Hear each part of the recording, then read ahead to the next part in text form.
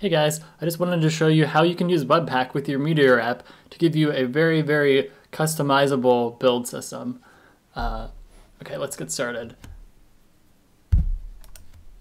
Okay, so first you can use a ton of transforms, including Babel and a lot of other ones for styles like Sass and less. And then you can also do several different script transforms, and we'll get into that a little later.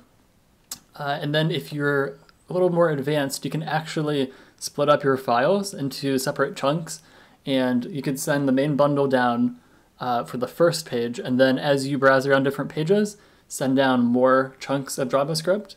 But we won't be getting into that today. The second thing is you can use ES6 modules today in Meteor, which is really cool. And it's not even really hacky. The only thing that doesn't really work is that you can't use the require in the Meteor shell. But other than that, it works really, really well. Another plus to this is that you can actually use NPM's private registry. So if your team has code that they want to share privately, you can sign up for that, and then you can just require it just like any other NPM module. And the other benefit is that with the whole Webpack setup, it's not going to ship dead code. So if you don't require it, it won't be sent down to the client, which is kind of the opposite of Meteor right now. If you have it in a folder, it'll bundle it up, even if you're not going to use it. And the other cool part is that you can still use all of your Meteor packages and everything else just like you do today. You just have to assume that they're available globally. So no change there. And the last part is that Webpack has something called hot loading, which means that it'll actually swap out just that module. And for instance, like say if you change one file, it will just swap out that file and hot patch it instead of instead of doing the full live reload, which can take a lot of time. So even with large projects, this typically is only like a couple of seconds. And with small projects, it's about the same. And if you're using React, you can use the React hot loader transform, and it'll basically swap out individual React methods so that everything will still stay the same. And if your component has a certain state, it'll retain that, and it'll just swap out the method, which is really, really cool. And obviously there are some cons to using Webpack, right? So anytime you have more configurability and more options, it's going to be more complex. So that could be a con. And NPM 3 isn't quite out yet, it's in beta, and they have several fixes for the peer dependency problem. So for instance, if one module would require Bootstrap and another one requires Bootstrap, and if they're different versions, the old NPM would actually try to pull in two, which would be horrible, especially for the front end. Now, if they're using pure dependencies, then it'll just basically give you a warning and say that you need to install Bootstrap yourself, and that they would recommend such and such version. So the other con is that you can't use your modules in the Meteor shell because you can't actually export them, you can't require them because Meteor just kind of takes out require for some reason. However, there's a workaround, and you can use a global variable, so you could import it first and then export that as a global. And we'll take a look at that in a little bit. And the last thing is the folder structure. So currently Meteor has a client and server folder, and everything else will be shipped to both. So with Webpack, you're actually going to have two files here. The main.client is going to be shipped to the client, and no surprises, the main.server will only be shipped up and bundled to the server. And Everything else can be rearranged however you like it. So for instance, if the client.js would require sum and multiplier, then those would be shipped to the client. And if the server never requires them, then they're not shipped to the server, and vice versa.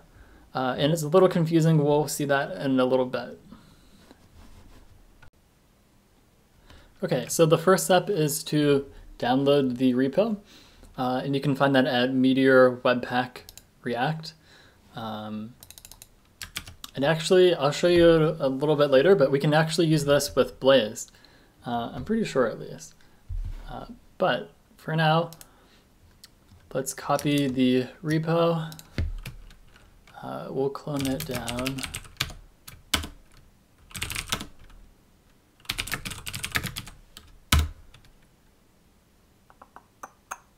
Oh, we already have that. One more time. Okay, so now we can move into that directory, and we're actually not going to run master because I just did that a few minutes ago and ran into a little bit of an issue. So you can check out the issues on the repo if you want to see more details, but we are going to check out a different commit. Although by the time you watch this, this should be resolved already. So it shouldn't be any different as far as getting it installed and up and running. So we're going to check out this commit here, and that should be good to go. Yeah.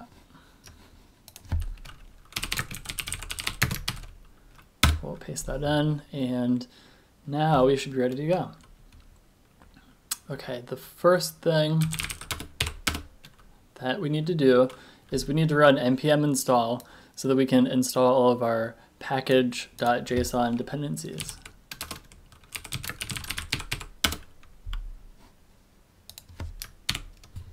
And for the very first time, this will take a little bit of time. So we're going to open up our editor in the meantime.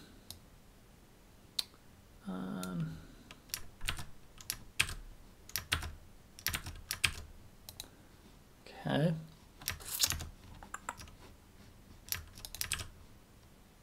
Should be done pretty quickly. While that's going, I'll kind of give you a little tour of the folder structure. So basically, all of our app code will live in this folder. The Meteor core folder is basically just the Meteor folder, like your regular Meteor folder when you do a Meteor create. And we basically have a server directory, and also like eventually once we build it, there will be a client directory. And what happens is Webpack will build the client files and then drop them into here, and then it will build the server files and drop them into the server folder. And then from there on, it just acts like a normal Meteor app. So basically, Meteor will load up all of the packages first, and then it'll run our bundle. And then we have our Meteor settings, which automatically get loaded up. So if you're running in production or develop, and it will automatically switch those out. And also, I believe those get used when you deploy too. And that way you don't have to worry about them. The Webpack folder is just full of configuration stuff, and we'll get into that later. You typically don't need to do too much in here. The only time that you need to really modify it is if you're going to add something like Sass or some kind of a transform.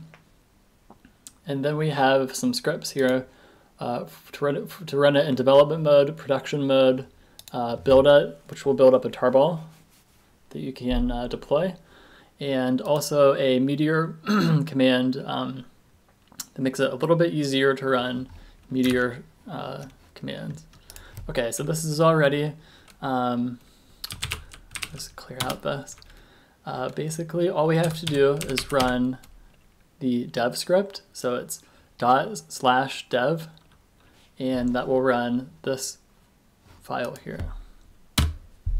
And for the very first time, it's going to have to build up some of these modules, but should be going. Okay, so the very first time, one of the files you'll see here shortly is a fixture, and it'll basically create some posts and a user for you. Okay, so now you can see that we have this running on port 3000. And there it is. So one of the first things that I want to show you is how the hot load works. So for instance, if you've ever been modifying some of your CSS and you're like, oh, well, I want to make this red and make it serif or something. And then if you go and change any file, you lose all of this stuff, which is like horrible because it takes so much time. So if we just go in and we'll get into this in a second, right? But if we just go in and modify something else, it should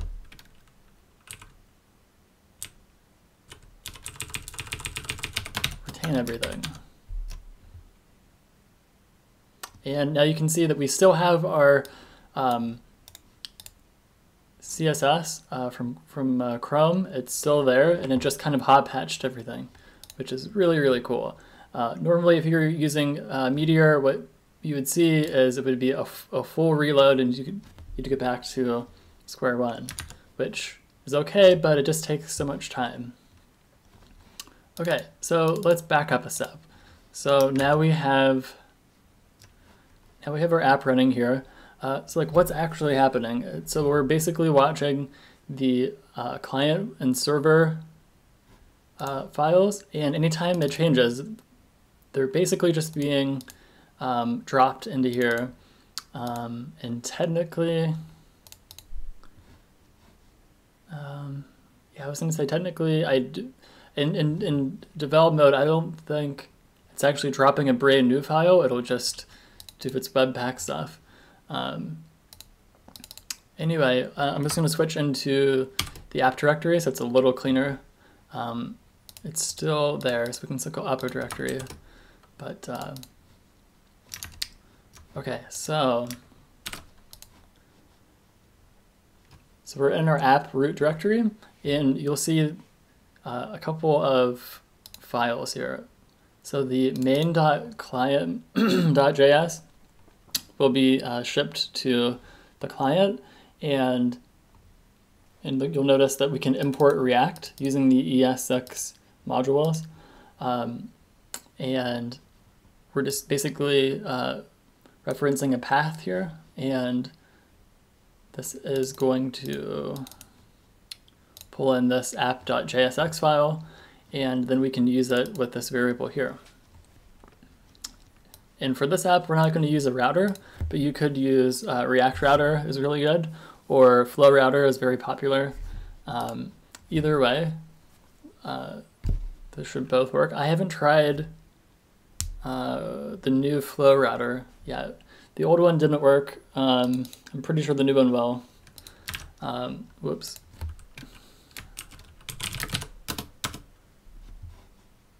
Yeah, sorry I don't have time to go back and edit this stuff out, but oh well. Okay, so get back where we were. You'll also notice that if we open up the app.jsx file, we're importing React like we were before. We're also importing this other Blaze template thing, and we're importing our collections, users and posts, from app/collections. And then we're also calling a Meteor method as soon as the file gets booted up. And this is just to kind of demonstrate how Meteor methods work. It's basically just the same as as you're doing now. Meteor is a global variable, and you can just use that wherever you want in your code. Okay, so for the React app, we're basically creating a component, and then we're using export default app, and that will export. And then if you want to see a more complicated app, there is a to-dos branch, and that will be much more complicated, and that might help actually. Okay, so another thing that's kind of weird is the app.css, and what Webpack is basically doing is it's going to gather up all of these CSS files for us as we need them, and then bundle them all together. And then you can read up on the CSS loader to see exactly how that works. There's also a Sass one that we'll install in a second here, and it works pretty much the same way. And you'll notice that it's just regular CSS, nothing new here.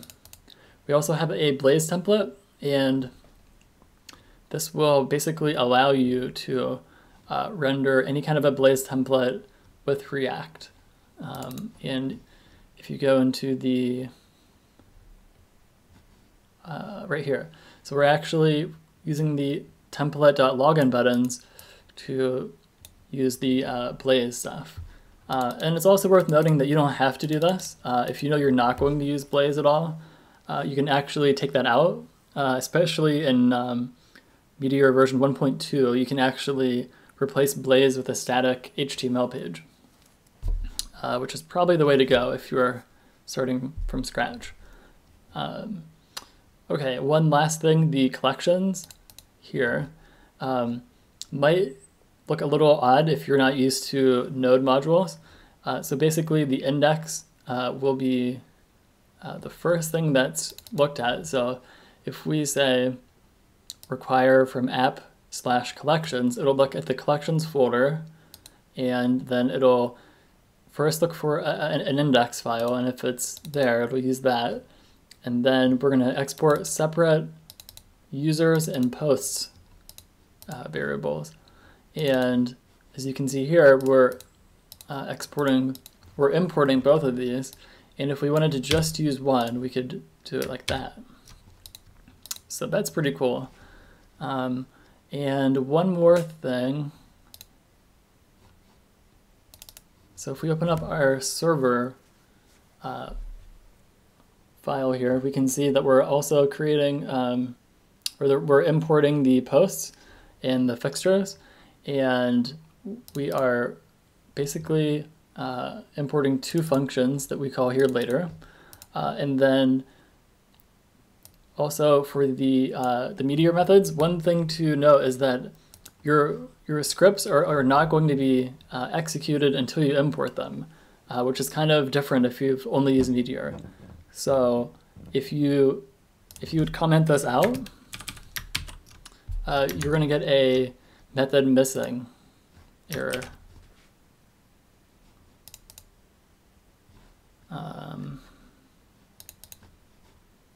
I think, at least.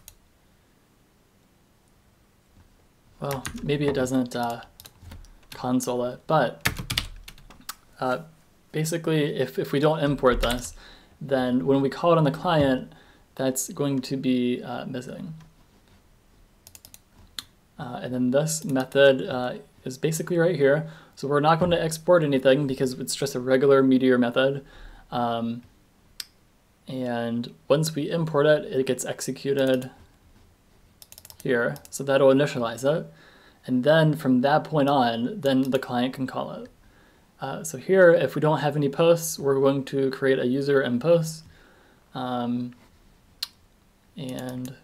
those are not that interesting, but it might be helpful to see how you can import functions. And that should be pretty much it. I haven't really ran into any issues yet as far as using this with Meteor. I'm using it in an internal app, and it's been working really, really well so far. I'm also starting up a new side project with this, and I haven't got too far with it, but so far so good.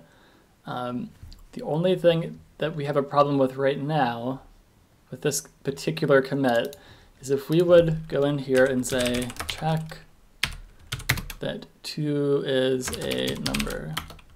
It'll actually give us an error, which is kind of a bummer.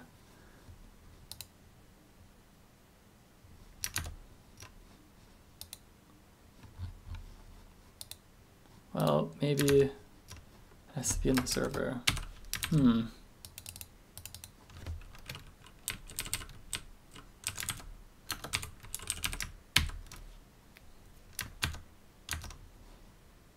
Yeah, here we go. So it will throw and say that it expected a number, even though 2 is obviously a number. What basically happened was Meteor kind of monkey patched the number, and then when we try to use the polyfill, it just collides, and for whatever reason, check can't work. So if you happen to be using this commit, which you probably will not, one thing that we could do is just basically we could comment out the polyfill, and that would make it work. However, once this issue gets fixed here, then it should just work. So I wouldn't really worry about that for right now. But if you run across that, that's why. Okay, one last thing, we're going to install Sass so that you can see how to configure Webpack. Now, normally if you're just going to install, like say, a React component,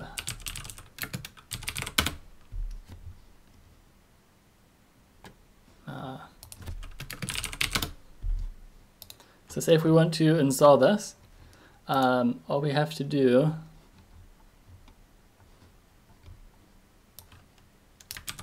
is basically do a, where are we at? Yeah, so from the root directory, we'll do an npm install, and that will basically install this slider. And then once this is done, I'll show you how to install a loader, which is something like a Sass loader or a Babel or a TypeScript kind of a thing.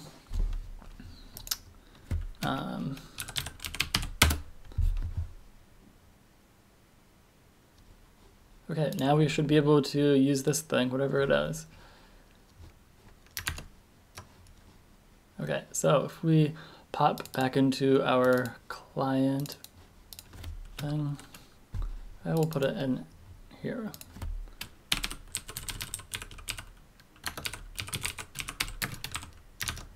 What is this thing again?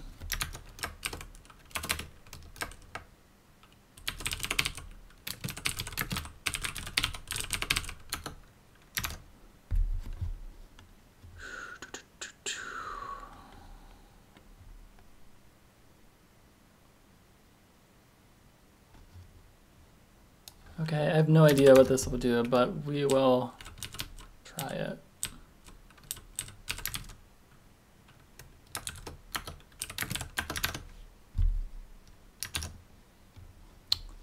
Yeah.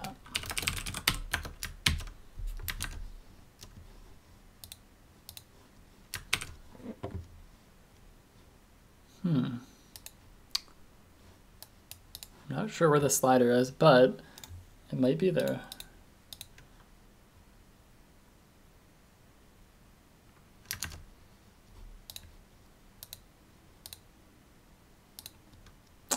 Well, at any rate, that's basically how you can install any kind of an npm component. I'm not sure how to get this thing going, but I won't waste your time with that. And another thing is the loaders. So one thing that is probably worth checking out is the Spacebars loader. So if you still want to use Blaze, you should be able to install this and then reference any HTML files, and that should let you use Blaze. I'm not sure. Looks like it should work though. Okay, so if we want to use Sass, the best thing to do is just to Google for a Webpack loader, and we will try out this one. Okay, so we're going to install, and then we have to go into our Webpack config. find the module loaders, and then we need to add this. Okay, so you'll notice that our Webpack config is a little crazy, right? So we have the client for dev, and client for production. So basically, if we apply something here, it'll be used for both development and production, whereas these are only for those builds. And then if you only want to load it on the server, you can use this. But for now, we're just going to put it on the client. So we can find our loaders area here. We'll paste in our SAS, hit save. This is done installing, so we'll fire up dev. And we should be able to use SAS. Okay, so let's comment out this.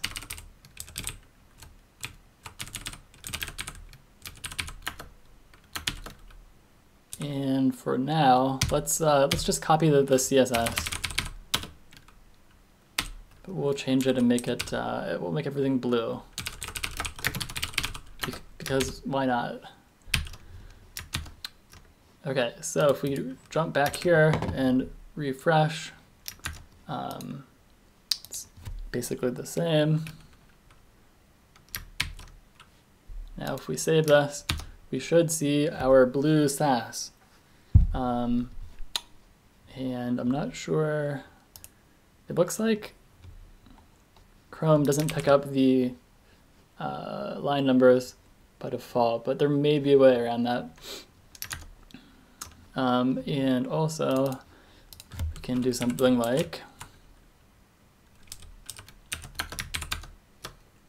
just to prove that it works, and so you can see that I don't have to reload. It's also doing the hot loading, right? So even if I would